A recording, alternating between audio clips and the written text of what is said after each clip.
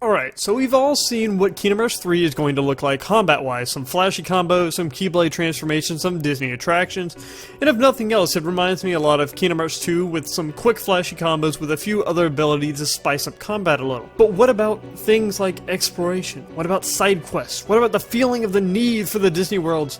Will that be there? These are all things I felt Kingdom Hearts 1 did a lot better than Kingdom Hearts 2. While Kingdom Hearts 2 had the combat and action, Kingdom Hearts 1 had more of the RPG feel to it, where you went places and you explored and you were rewarded for it. And you also got a better feel and connection to the world around you. Where there were places in Kingdom Hearts 2 like Twilight Town and maybe a few other areas that felt like that, but the rest of the worlds felt confined. They had no real space to look, and overall the worlds were decently linear in that fashion. You show up to a Disney world, talk to a Disney character, and then you either protect them or you get sent to go somewhere else, and the story then points you there, and then you go to it, and that's basically the world, and then you fight a boss at the end. And that's it. Most chests are in plain sight, and once you leave, other than puzzle pieces which were added in Final Mix, yeah, no real need to go back to the worlds. Yet in Kingdom Hearts 1, you had a need, and almost a want to move around to different areas with miniature puzzles and treasure chests to be found. Such as in Wonderland, where you had to figure out the world and the puzzles inside to traverse the world, and with taking time to figure out them, you get both rewarded and a small sense of gratification.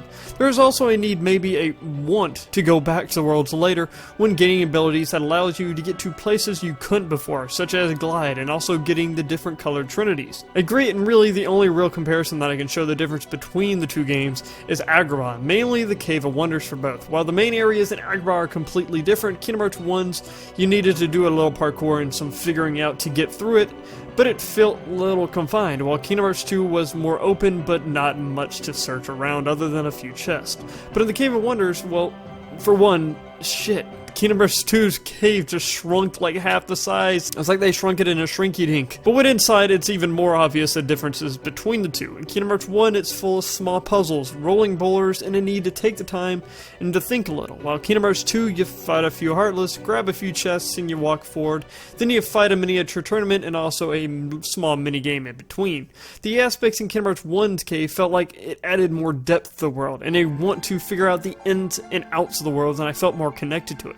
This is not to say that Kingdom Hearts 2, well, Final Mix, was without areas like this. I think the best area and most diverse in Kingdom Hearts 2 Final Mix was the Cavern of Remembrance, where you go through the cavern and fight tough enemies, but there's more than that. There's some parkour, a few small easy puzzles, and you had to traverse through this area, using abilities that you earn throughout the game. And this area challenged you to figure out a way to get through it, both with combat, parkour, and puzzles. So the game shows that it had the potential to have these areas and worlds like it, and if it did, it would make the game so much more amazing than it already is. But one more thing I would like to add to this is that in Kingdom Hearts 2 Disney Worlds, they seemed more like, even from the beginning, like they were a sideshow to the actual story, with no seeming purpose for going to the worlds, other than maybe hoping there were something there for us to do, like hopefully there's an organization members we can stop, or the Heartless are destroying some towns or some people, and that's pretty much it. While in Kingdom Hearts 1, you had the same sort of feeling, but you were looking for Kairi and Riku, you were just hoping they were there, but that was your main goal and purpose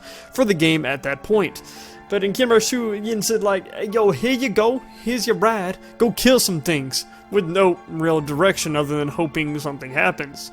We were also able to see the development of Sora, Donald, and Goofy in the first few worlds of Kingdom Hearts 1, which is pretty cool. But in the end, I love Kingdom Hearts 2. I love the worlds, but they did have their predictable nature to them, and having the aspects of Kingdom Hearts 1 added into the worlds of Kingdom Hearts 3 would be good, almost great. Yes, I know Kingdom Hearts 1's worlds are not perfect by any means. Honestly, I prefer Kingdom Hearts 2 worlds because a lot of the time, it was almost too vague and open, especially from me as a kid in the Kingdom Hearts 1 worlds. It was still nice to explore and get something out of it. I just feel like Kingdom Hearts 3 worlds are going to have to give you a little more push than Kingdom Hearts 1's worlds did.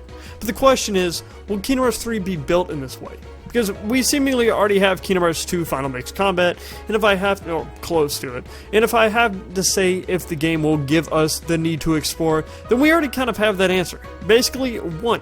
With the worlds we've seen, and mainly just this one shot and little clip, we can see that this world will be vast and vertical too, with many places to look around and hopefully have places to discover. And that's not all. Nomura in an interview stated, "They're maps with gimmicks to find, and those who get lost easily in complicated parts can go to high places to get a view of the whole thing and understand the connections between the points.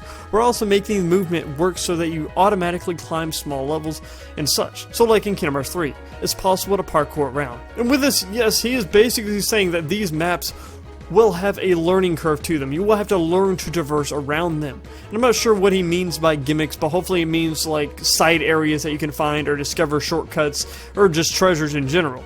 And maybe even little side quests.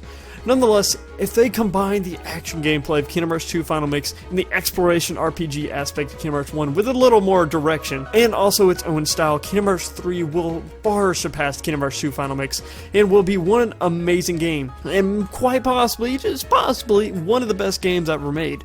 But tell me what you think of all this. It still needs to brush up on that story some, but nonetheless, what do you think of this? Do you want Kingdom Hearts 3 to be more like Kingdom Hearts 1? Or are you just fine with having good combat? And that is it. That is my video. Don't forget to punch that like button if you enjoyed, and my name's KHInsider, and I'll see you all next time. Peace out.